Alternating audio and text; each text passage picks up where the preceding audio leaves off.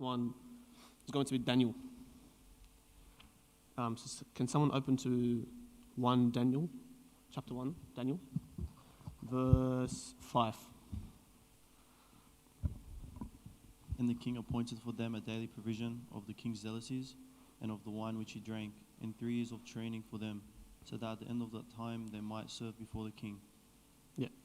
So what's happening is the new king, and they took over Israel. And the king is saying, pick the best people. I want them to serve with me in my palace. Okay? And I'm going to give them everything. I want to give them all my food, all my best wine, all my best food. But then read verse 8. But Daniel proposed in his heart that he would not defile himself with the portion of the king's delicacies, nor with the wine which he drank. Yeah. But then this king has obviously the best food, the best chicken. If you spend $100 on a restaurant, he's like, nah, I'm good, man. Instead, he's going to choose to eat something else because he doesn't want to defile himself and doesn't want to defile God. So he doesn't want to partake in eating all this best food and all these good drinks. So can someone read verse 11? Actually, verse 12. Actually, both. So Daniel said to the steward, whom the chiefs of the eunuchs had set over Daniel, Hananiah, Mishael, and Azariah, please test your servants for 10 days and let them give us vegetables to eat and water to drink. Yeah. So basically, Daniel was saying he is like, you guys can eat your king's delicacies. I'm going to eat, me and my friends are going to eat vegetables. And we're going to see who has the better physique, who's going to look better. It's verse 14 and 15.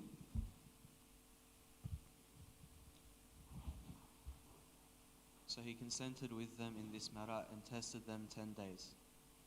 And at the end of the 10 days, their features appeared better and fatter in flesh than all the young men who ate the portion of the king's delicacies. Yeah. So I think one of the main problems in fasting, especially guys, when they say, fasting, I'm going to lose all my gym gains, I'm not going to get enough protein.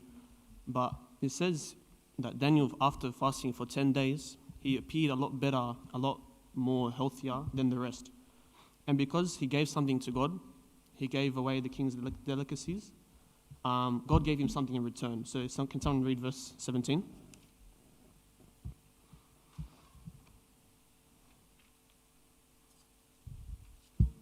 Verse 17, sorry. As for these 4 young men, God gave them knowledge and skill in all literature and wisdom, and Daniel had understanding in all visions and dreams. Yeah. So then God gave him all this wisdom, all this understanding. He gave away something for God, and God gives him. And he also physically and with understanding and wisdom. And also, if anyone knows the stories, God was always with them in the fiery furnace. God delivered them from the fiery furnace. Also, he was able to shut the mouths of lions. So I'd like to look at one more person, which is Elijah. So can someone open up Elijah, chapter 17, verse 1.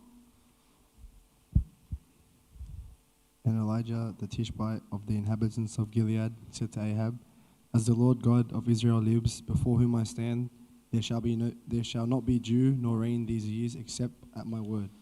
So just a bit of backstory. King Ahab, it's a terrible king.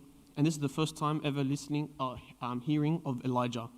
Elijah just comes in, and Elijah shut the heavens. Like, he just comes in and is like, you know what, it's not going to rain. I just feel like, it's not going to rain anymore. He's like, and Elijah, said there's going to be no rain except at my word. Until I say there's going to be rain, there's going to be rain. He also, at verse, say, 21 and 22. Okay, someone verse read 21 and 22. And he stretched himself out on the child 3 times and cried out to the Lord and said, O Lord my God, I pray, let this child's soul come back to him. Then the Lord heard the voice of Elijah, and the soul of the child came back to him, and he revived. So this guy now is making it not rain, and now he's raising people from the dead. I think also chapter 18, verse 38.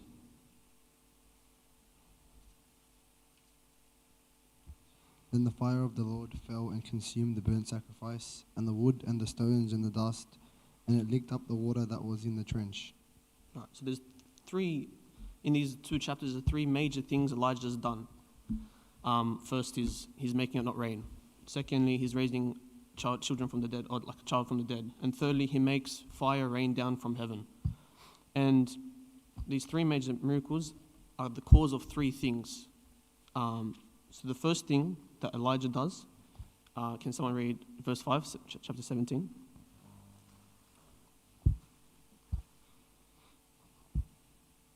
So he went and did according to the word of the Lord, for he went and stayed by That's the... about it. Yeah, thanks. So he went and did according to the word. So that's first thing. Second thing, I'll just read it. Chapter 18, verse 8. So he rose and ate and drank, and he went in the strength of that food 40 days and 40 nights.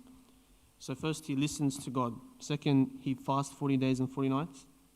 And third, he prays. He prays in quietness, in a still small voice. And then, so this is how Elijah was able to make the rains, to make it not rain, and to raise children from the dead, and to make fire fall from heaven. I think the last person as well. So this is all against, at the time, Elijah was against King Ahab, the worst king to ever exist. So if you go to chapter 21, say 21, 22, verse 21, 22. So this is God's response to Ahab because he's such a wicked king. Behold, I will bring calamity on you. I will take away your posterity, and will cut off from Ahab every male in Israel, both bond and free. I will make your house like the house of Jeroboam the son of Nebat, and like the house of Baasha the son of Ahijah, because of the provocation with which you have provoked me to anger, and made Israel sin. And verse 25. But there was no one like Ahab who sold himself to do wickedness in the sight of the Lord, because Jezebel his wife stirred him up. So Ahab, the most wicked king in the world, God is saying, I'm going to completely destroy you now because you're wicked, you caused me to anger. And then we look at Ahab's response. This talks about fasting. So we'll look at Ahab's response, and I'm guessing it's something to do with fasting, but can you read 27?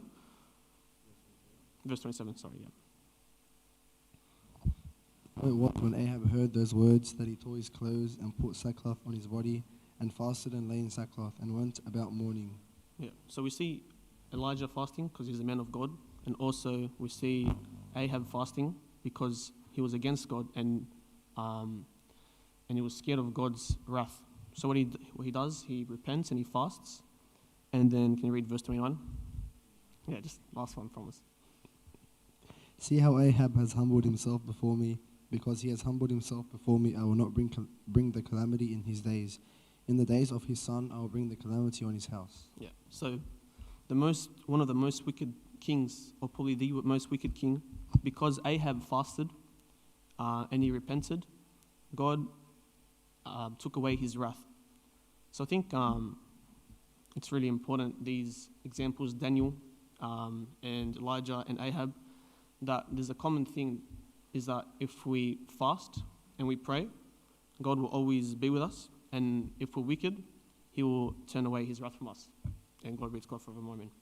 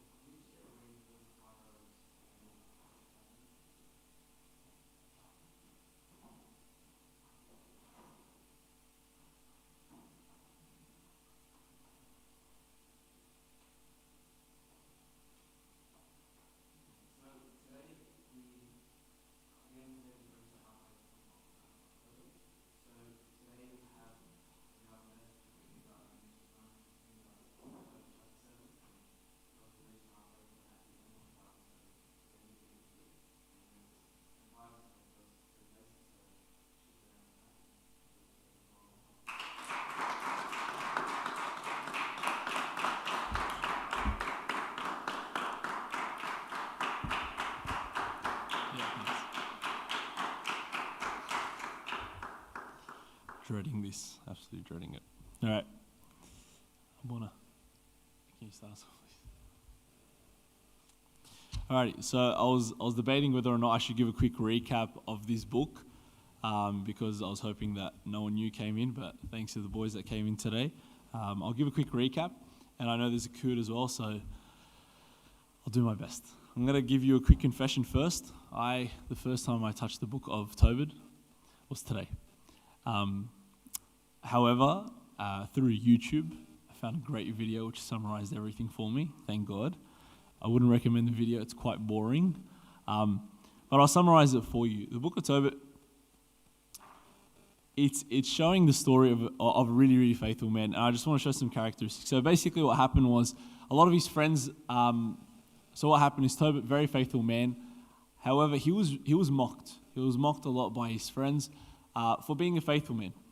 And they're saying, this is why you're not high up in life. You still follow this weird God of yours. But like, come on, man. Like, it's a new age now. Get with it. And he goes, no, God's with me. And I'm going to stick by God. So what happened was, it was really weird. One day he gets caught over by the king. And it's like when you're in school. If you get caught in by the principal, like you haven't done something good. You've obviously stuffed up.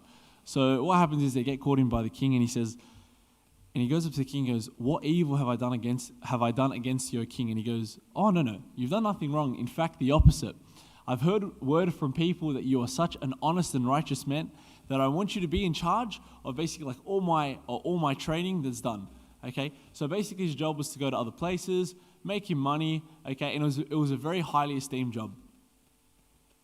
So what happened is, as he's trading, Tobit, makes some good commission and decides, you know what, I'm pretty safe right now. So what I'm going to do is I'm going to give some of my money to my friends. Okay? He goes to his friend. He goes, look, here's 10 talents of silver. Just hold on to it. I don't know what's going to happen. Just hold on to it. And it's very, very wise. And it's nice to see that, the Holy Spirit works through every single person. Because as soon as he gets back from this particular trade or this meeting with his friend, what ends up happening is that the king that assigned him had actually died. And who gets assigned as king next? His son. Okay? And his son is a wicked man. It got to the point where he couldn't stand the sight of everyone being an Israelite. So basically what happened is he had this kind of habit of hanging all the Israelites. So what he would do is he'd hang them, but he was real nasty to the point where he actually wouldn't bury them. What he would do is he'd let them kind of like rot outside. So what happened is Tobit came and he spoke to the soldier, one of his trusted soldiers, who was saying, can you help me bury these Christians? He goes, these Israelites. And he goes, no, because if I have any association with this, the next person that's going to be beheaded or be hung is me. So he avoids it and he goes, you're on your own. Okay, but eventually what happens is Tobit, he was like this burning desire in him that he goes, I can't leave, I can't do anything until I bury these people. Okay, he goes, God didn't give us a body for it to be eaten by the birds and by the wolves or by anyone. He goes, this is a body from God, I'm going to treat it that way. So basically what happened, he buried them. And once the king found out, obviously he went absolutely ballistic and he goes, bring this man to me that I may hang him as well. But what happens is he flees. He flees for many, many years, okay? But he flees, he leaves his wife and his kid behind, okay?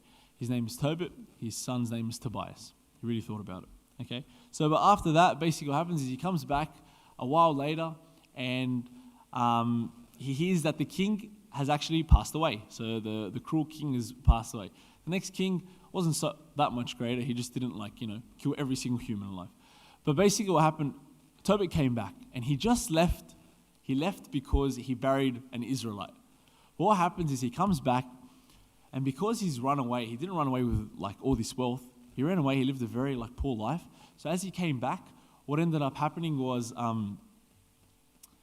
his wife made this huge feast for him. And it's such a great thing. My husband's come back, let's make a huge feast. And as he sees the food, he's like, how am I supposed to eat this? He speaks to his son Tobias. He goes, Tobias, what I want you to do is go out to the streets, grab all the poor, needy people, and let's all have a big feast together.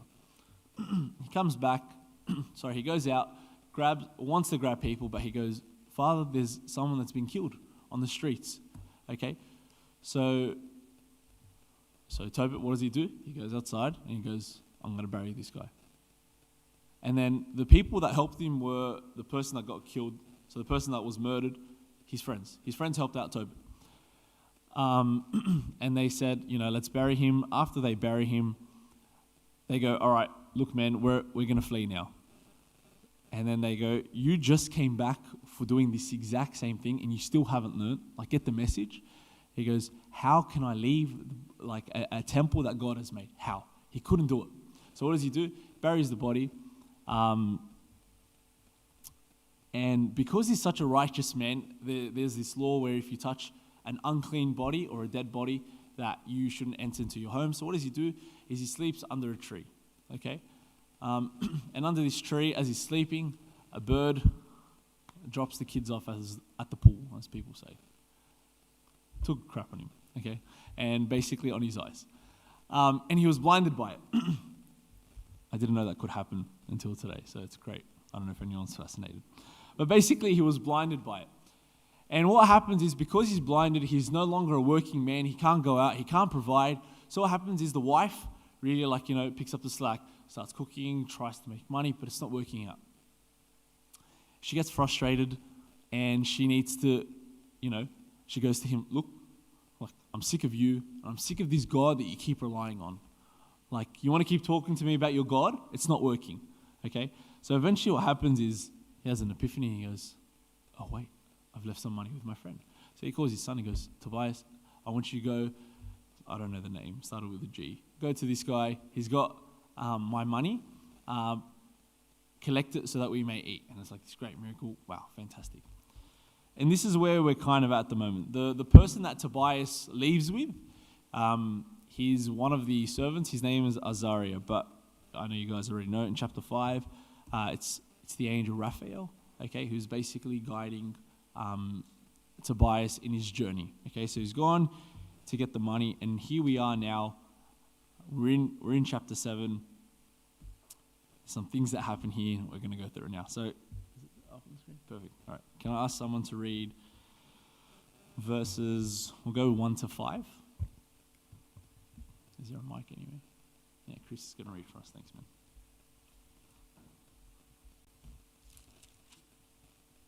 Then they went to Ecbatana and came to the house of Raguel. Sarah went ahead to meet them, and after they greeted one another, she escorted them into the house. Raguel said to Edna, his wife, how the young man resembles my cousin Tobit. Then Raguel asked them, where are you from, brothers? They answered, we are from the sons of Naphtali, who are captives in Nineveh. Then he said to them, do you know Tobit, our brother? They responded, we know him. Then he asked, is he in good health? They answered, he is alive and in good health. Tobias then added, he is my father. All right, perfect. So this first bit, basically what's happened is the angel at this time, we'll read it a little later, but in chapter 6 was basically saying, you need to stop off at Raguel's house. We need to rest. So they stop by, and the father's really shocked. Okay, he looks at this kid, he goes, man, you look exactly like my cousin Tobit. So out of curiosity, it's reeking him. He goes, look, man, where are you from? Or actually he goes to him, do you know this guy by any chance? He goes, yeah, and I really like the order of how he says things. He goes, do you know Tobit, our brother? They responded, yeah, we know him. Then he asked, is he in good health? They answered, he is alive and in good health. And then it's kind of I thought about it, this is pretty weird. I could imagine if someone, if I went to Egypt and someone said I look like my dad, and they go, do you know Adil from Sydney? And I'll be like, yeah, he's in good health. And I don't mention that he's my dad. It's kind of a bit weird. And then I found it very fascinating, but, it's kind of like he's allowing them to, they get excited over this one bit, and then he finally reveals, yeah, you know what, this guy's my father, okay? But we're gonna keep going in, because what happens is the guy is shocked. He's like, how can someone look exactly like my cousin? And the answer is, he's your second cousin. It's exactly why he looks like him, okay? So in verse 3 to 5, they're kind of actually trying to suss out this kid, okay? It's kind of like the tunts at church, they'll speak to one of the older youth, oh, Tub, what do you do for work? what are you, are you single, مش عارف إيه, and they're going back and forth and they're trying to find out stuff about who this boy or who this girl are. That's kind of what's happening here as well. But eventually they find out that they're cousins, okay? So we'll keep reading. Can we go verse 6 to 8? Anyone? Andrew Muffles. Oh, Christina. Verse 6 to 8. Raguel jumped up and kissed him and wept. He blessed him and said to him, "You are the son of a good and noble man." But when he heard that Tobit had lost his eyesight, he was grieved and wept. Edna his wife and Sarah his daughter also wept, and they received them eagerly. And they killed a ram from the sheep and set many dishes before them. Awesome. So basically what he's saying is like this bit, very straightforward. Once again, there's not too much contemplation on this. So they realize they're filled with joy that, there's a descendant from their cousin. They're so happy to see that there's someone that came. And it's not just anyone. They're saying that this is a good and noble man. So they're so excited that there's a descendant. Just like the kind of example that I thought of, like when you have servants that you grew up with, and then you hear that, the wife is pregnant, you're so excited to see that, like these servants are amazing, and their children will also be just as amazing. So they're so excited to hear, and it's not just a random servant, it's now their family member, okay? Just like if you have a really close family friend or a really close friend and they're having a child, you're filled with excitement, okay? So what do? They do what every Arab would do. They have a feast, okay? They go kill the fattest thing there, and they have a feast. And that's what you do when you're happy, okay? Honestly, I feel like any excuse to have a feast, but these people were so excited to see that. They've got extended family now. Pretty straightforward. But we'll go to verses 9 to 12, okay? Christina. Tobias said to Raphael, "Brother Azariah, speak about what you said on the way and let the matter be completed." So he told Raguel what he said, and Raguel said to Tobias, "Eat, drink, and be glad, for it is fitting for you to marry my child. However, I must tell you the truth. I gave my daughter to 7 men, and when they went into her, they died during the night. But for now, be glad." But Tobias said, "I will not eat anything until after you establish an agreement with me." So Raguel said, "Receive her according to the decree, for you are her relative and she is yours. The merciful God will prosper you in what is good." Awesome.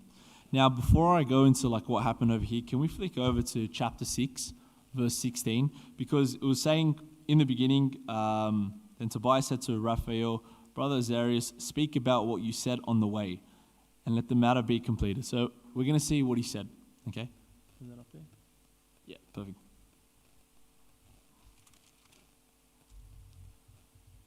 Mark, thanks, man.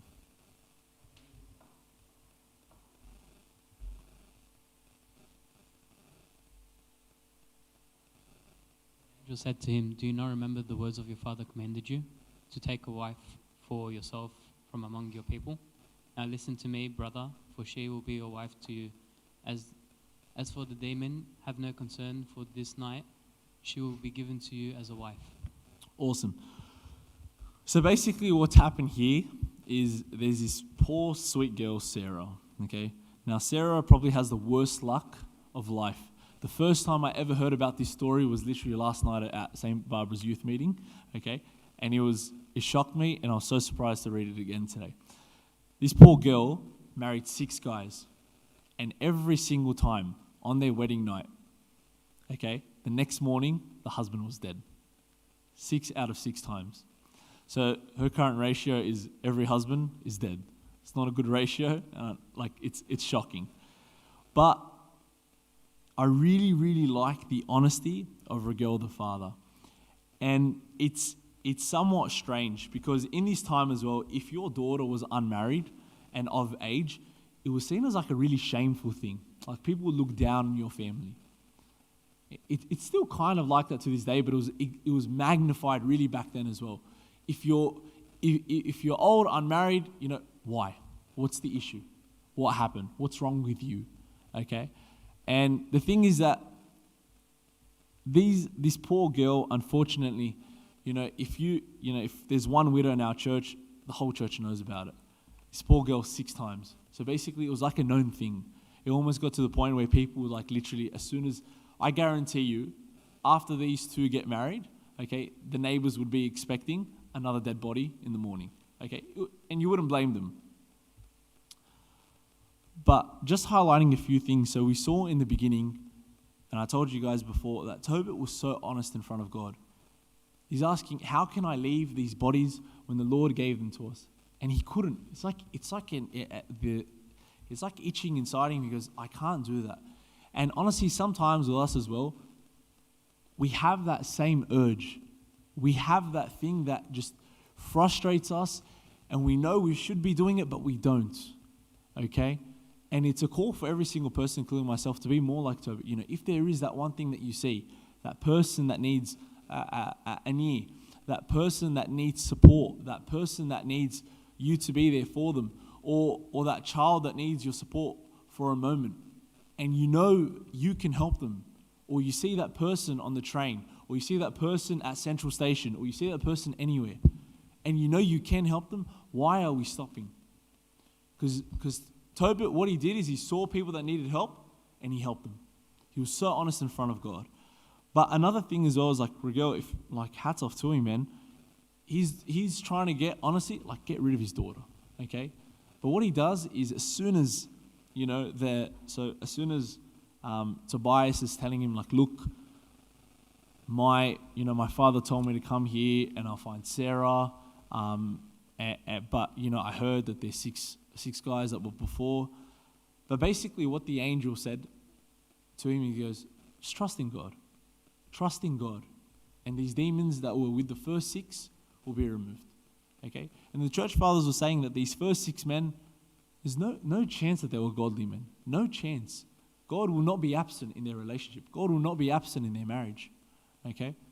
But for the first 6 men, it's actually, although we look at it, if you look at it from a big picture, okay, this girl is blessed. That the Lord did not allow her to settle for someone that was ungodly. So although we look at it as a big curse, and I'm sure her dad thought it was a curse, I'm sure she thought it was a curse, we all think it's a curse, but truly it's some form of protection from God. And the father, he goes, he can't accept the fact. He goes, son, I have to tell you. Without him knowing that Tobias is very well aware that she's had 6 husbands before. He's very, very well aware. However, he still feels the need. He must tell him. He goes, look, she's had 6 husbands. They've all died. It's kind of like, setting him up to be disappointed. But what does he do? He trusts in God. And I think, a really, really nice story that I heard was by Abuna Jonathan about this concept of trusting in God. It's on Upper Room Media, short and sweet talks. Honestly, it's 10 minutes. Beautiful. Please go listen to it if you ever can. But he's speaking about this story of one of the youth that was studying at UTS. And if anyone's been to UTS, there's that amazing, little tunnel, I guess, where, it's really, really dark. There's a lot of homeless people on the side. And at night, this girl one day, she had to stay back for an exam. So as she was at Central very late, what happened was she saw this guy, walking in the opposite direction of her, but, she was so scared. And she saw, Lord, protect me, Lord, watch over me. And she was reciting one of the Psalms. I can't remember it, to be honest. The Lord is my shepherd. That was the one. So she was saying, Lord, watch over me as your sheep. And what happens is, she's looking at him, she's real scared, but what happens is the guy has one look at her, puts his head down, and he keeps walking. Eventually what happens next day, she hears in the news that there was a girl that was taken, attacked, and raped mere minutes just after she was there as well.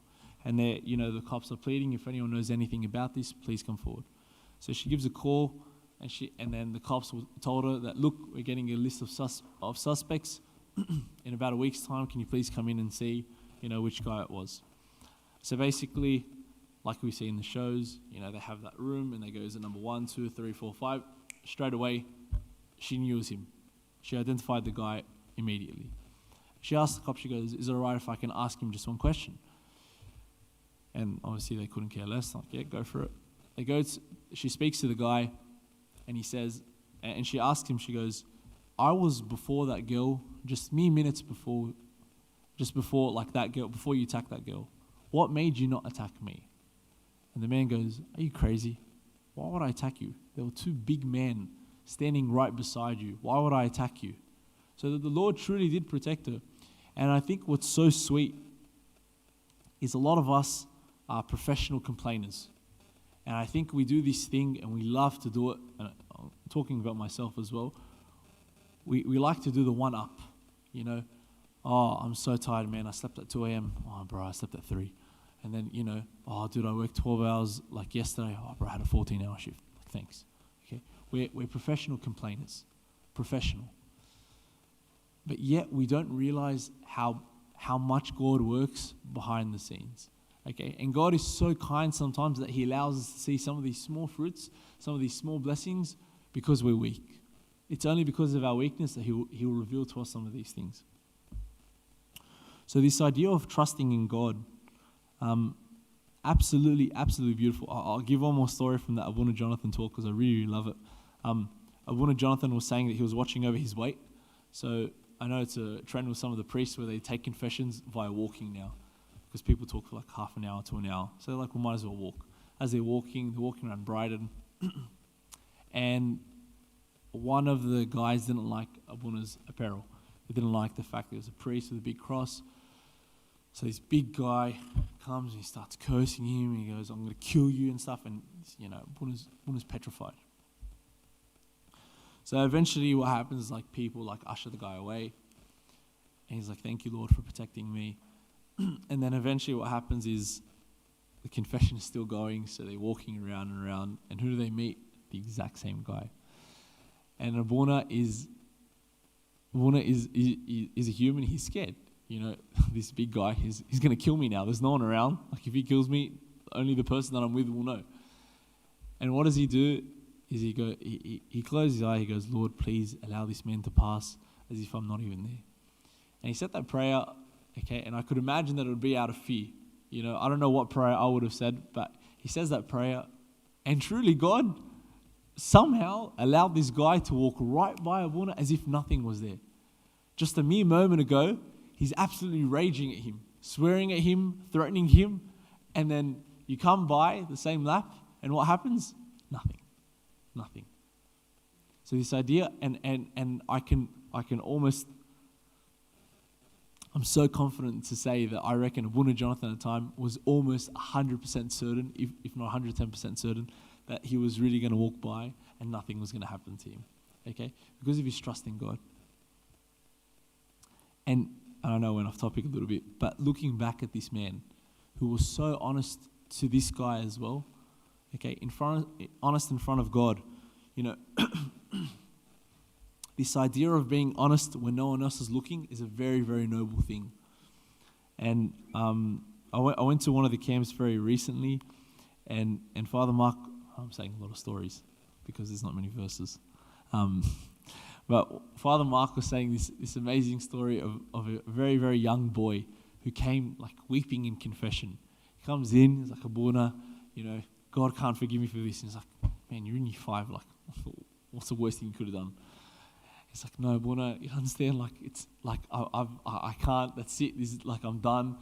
I can't be forgiven. And this kid's in year 5, like, it's pretty good, okay? And, you know, eventually he comforts him and he says, like, tell me, what is it? Okay. And then Abuna actually started to believe that, geez, this kid must have done something really, really bad.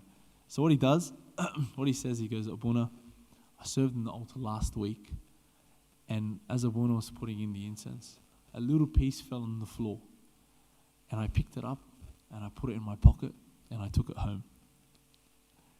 So I stole from God. and what Abuna was saying, he goes, this boy got caught by no one. His parents didn't catch him. His friends didn't catch him. You know, his servants didn't catch him. Abuna didn't catch him. And yet he comes weeping in front of Abuna. And how great is that?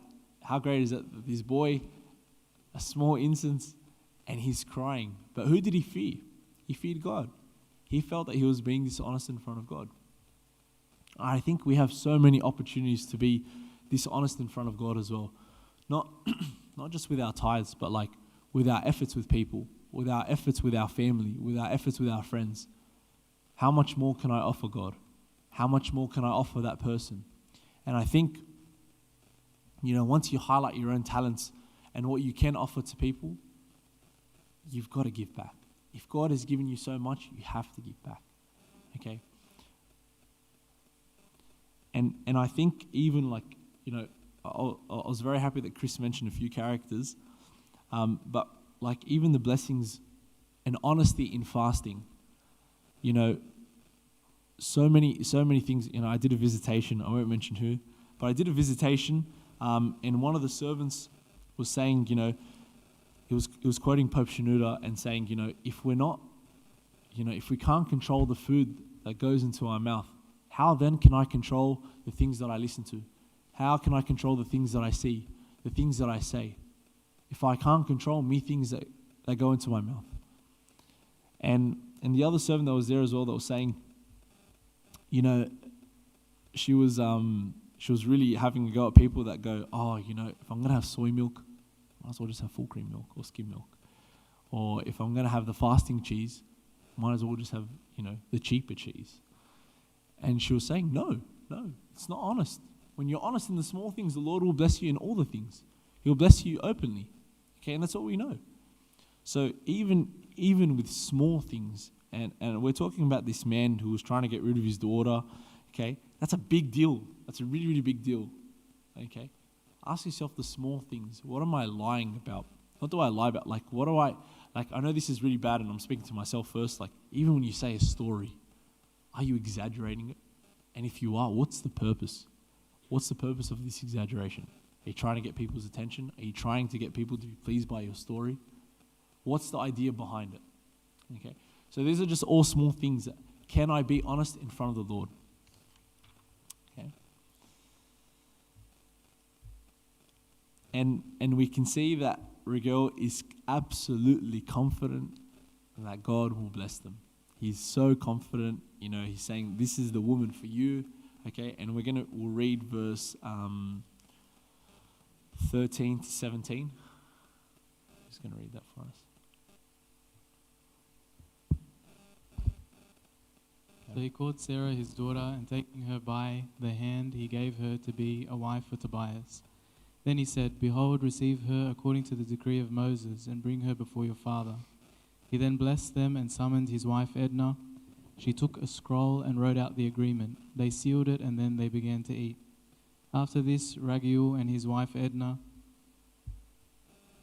called his wife Edna and said to her, sister, prepare the other room and lead her into it. She did as he said and led her there. Then Sarah wept. But Edna understood the tears of her daughter and said to her, be courageous, my child. May the Lord of heaven and earth give you grace instead of this sorrow of yours. Be courageous, my daughter. Awesome. So in this last bit, basically, there's a contract that's written up between Tobias and Sarah, and they basically are to be wed. Okay. But what happens? We see one of the first written contracts of a marriage. So in this time as well, it's one of the first ones we see in the Bible. But in verse 16, we see the sorrow of Sarah. And now, I don't know about you, but when you say the word marriage, the word sorrow doesn't usually follow. Maybe sometimes funerals, maybe sometimes the birth of a child, okay? Because the parents are upset that they're going to have to, take care of the kid, but that doesn't happen, okay? It's truly in this bit where why is Sarah looking at this in sorrow, okay? It's like I personally think she kind of feels bad for Tobias. He's a really, really good guy, but what does she think is going to happen to Tobias? He's going to be killed again, okay? So a lot of the attention goes now to the mother in verse 17. Be courageous, my child. May the Lord of heaven and earth give you grace instead of this sorrow of yours. Be courageous, my daughter. And I think that's absolutely beautiful. And I was asking, my sister and her fiance, what is the greatest example of courage for you guys? And without hesitation, Esther. Okay, and if you think about the story of Esther, and even with this one as well, in the face of death, because truly that's what would have happened. Sarah thought, the moment I marry this guy, he's going to die. The exact same thing with Esther, okay? She thought, as soon as I go to the king, I can be killed. But even in the face of death, they still trust in the Lord, okay? And both results, okay, the Lord always comes through. The Lord will never, ever embarrass us when we rely on him. When we truly, truly rely on him, we we see the fruits. And one of my favorite verses in Psalm, I think it's 125, those who trust in the Lord are like Mount Zion, which cannot be moved but abides forever. And that's what our faith is. You know, if I ask you to knock a water bottle over, it wouldn't take much, okay? But if I ask you to move a mountain, it's impossible.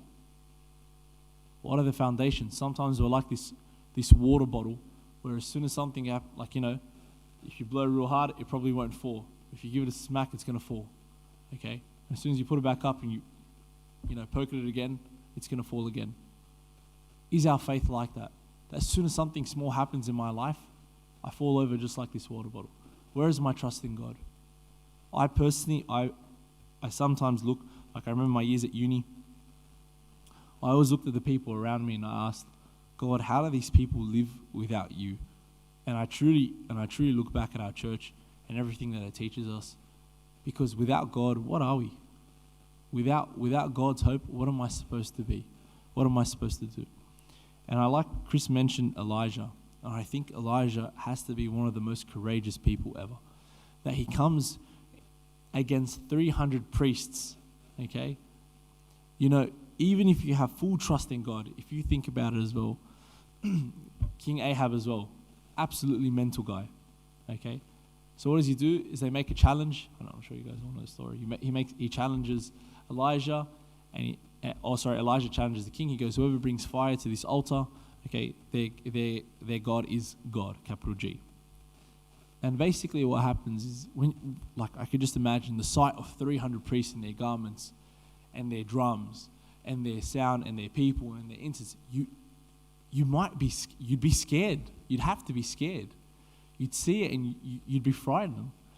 But Elijah, in all his courage, wasn't shaken. He wasn't shaken. He's like this mountain. Nothing can shake him. You know, even if there is no fire here, I'm still not shaken. I still believe in God. No matter what happens, Lord, I'll still trust in you. And eventually, we all know the story where Elijah, you know, in his full trust in God, he doesn't only bring fire to the altar, he absolutely drenches. He soaks it. He soaks it with gallons of water and then brings fire from heaven to it as well. And I think if you take nothing away from today, that our honesty in front of God is so pleasing. And when we're honest, when no one is around us, when no one's looking, when no one knows, that's when the Lord will reward you the most. We don't need to be deceitful. If you have God on your side, you know, if God is for us, who could be against us? And the answer is no one. Nothing can be against me. Nothing can be against me. But ask yourself, am I truly being honest in all that I can do? I know my talents, I know my gifts, I know my capabilities, I know what I can give. Am I giving as much as I can? And during this fasting period, I encourage myself and all of you guys, you know, take this journey where God allows us to hold what goes into our mouth so that we can control all our other senses and that we can truly see God's hand. Because if you just, like I just heard a couple of weeks ago, that if you fast without prayer, you're just burdening yourself. It's nothing. Okay, and we say it in the liturgy, through fasting and prayer. We don't say through fasting this happens, through prayer this happens. They work with each other. Okay? Glory to God for everyone. No questions. Story.